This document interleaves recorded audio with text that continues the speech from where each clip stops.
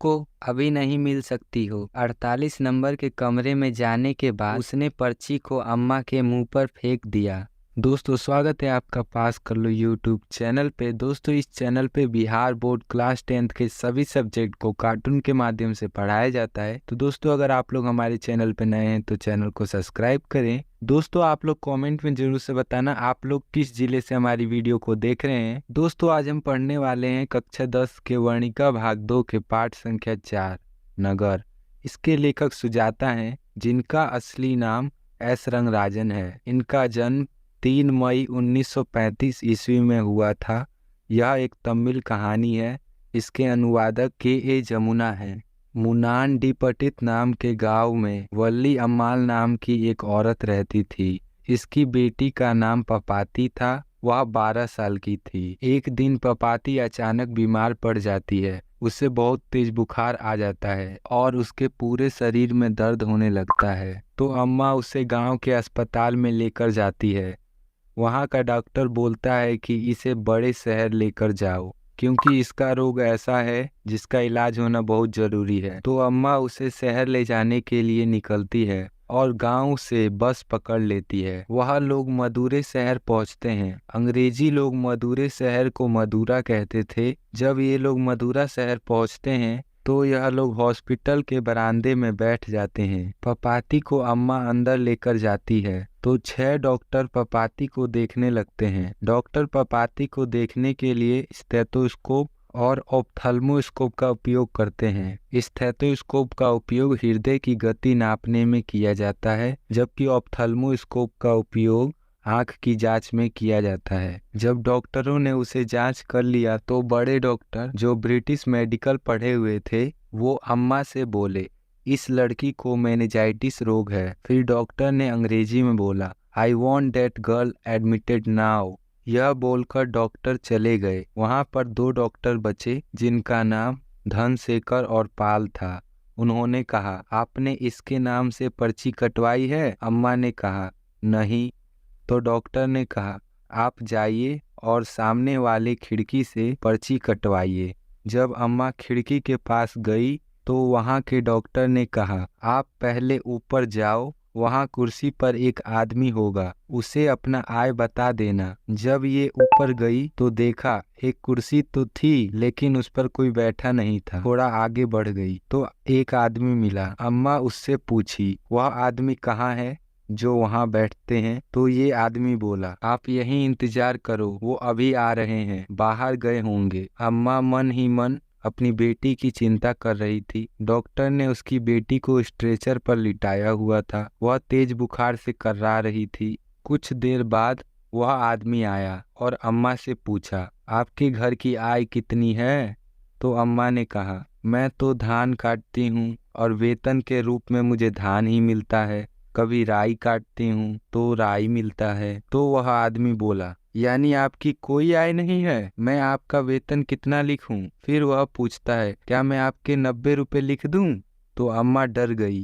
तभी वह बोला, डरिए मत, आपको वेतन देना नहीं है। अब आप सामने जाइए और कुछ दूरी तक चलने के बाद दाएं मुड़ जाना। दाएं मुड़ने के बाद आपको एक कमरा दिखेगा 48 नंबर का, उसमें चली जाइए। वह उधर जाने लगी, लेकिन वह कमरा नंबर 48 को नहीं ढूंढ पाई और वहीं पर रोने लगी। तभी एक आदमी आया और कहा, बहन जी, रोती हो तो बीच में मत रो, किनारे होकर रो लो। और वह चला गया। तभी अम्मा ने देखा कि एक आदमी सबकी पर्ची ले रहा था, तो ये भी जाकर के अपनी पर्ची उसे दे दी, बिना उससे पूछे कि वह कैसा पर्ची ले रहा है। वह आदमी बारी बारी से पर्चे में लिखे नाम को बोल रहा था। कुछ देर बाद पपाती का नाम आया। अम्मा जैसे ही उस आदमी के पास गई तो उसने पर्ची को अम्मा के मुंह पर फेंक दिया और कहा, यह पर्ची 48 नंबर के कमरे में लेकर जाना था। तो ये बोली, 48 नंबर क्या होता है? कमरा कहाँ है?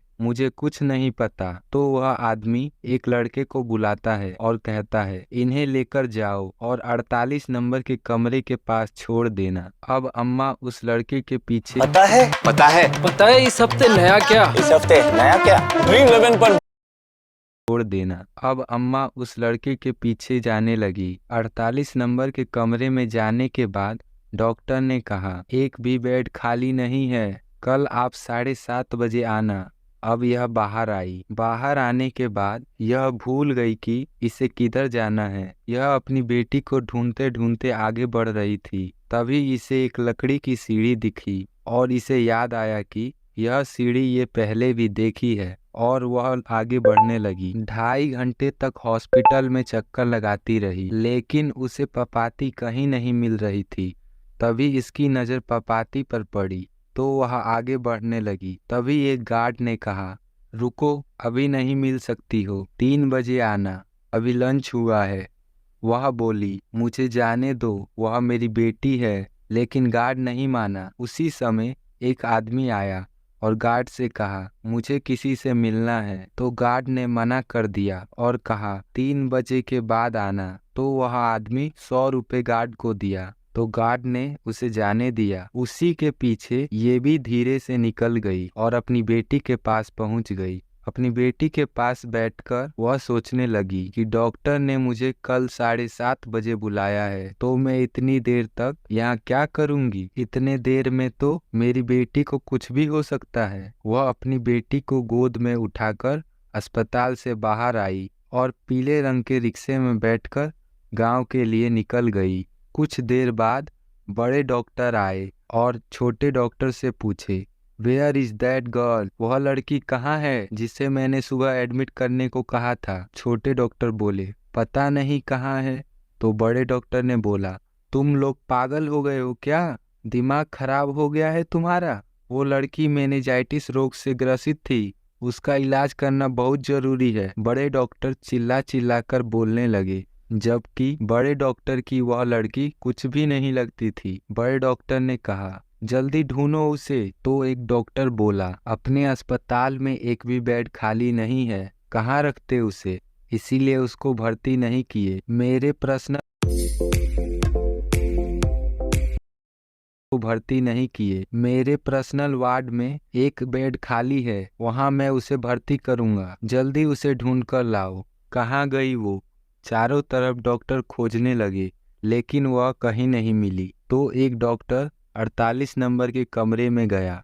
वहां पूछा तो दूसरे डॉक्टर ने बोला, हाँ, वह आई थी, एक भी बेड खाली नहीं था, इसलिए मैंने उसे कल 7:30 बजे बुलाया है। तो दूसरे डॉक्टर बोले, तू पागल हो गया है? बड़े डॉक्टर के रिश्तेदार थे वो बोला, क्या करें अब? एक भी बेड खाली नहीं था। तो वह बड़े डॉक्टर के पास पहुंचा और बोला, वह कल 7:30 बजे आएंगे। तो बड़े डॉक्टर ने बोला, अरे वो कल तक तो मर जाएगी। अम्मा रिक्शे में अपने आप को झूठा दिलासा देते हुए जा रही थी कि कुछ नहीं हुआ मेरी बेटी को, इसे आम बुखार ही तो है, ये अपने आप ठीक हो जाएगा। मैं इसे ठंडे पानी की पट्टी लगा दूंगी, किसी ओझे से झड़वा दूंगी, यह ठीक हो जाएगी। रास्ते में एक वैदीश्वरन मंदिर में मन्नत मांगते हुए जा रही थी कि अगर मेरी बेटी ठीक हो जाएगी तो मैं आपको कुछ चढ़ावा चढ़ाऊंगी। दोस्तों कमेंट में जरूर से बताइएगा आप लोग हमारी वीडियो को कहाँ से वॉच कर रहे हैं। यह कहानी खत्म हुई। अब मैं आपसे कुछ ऑब्जेक्टिव पूछता हूँ, आप कमेंट में बताइए। पापा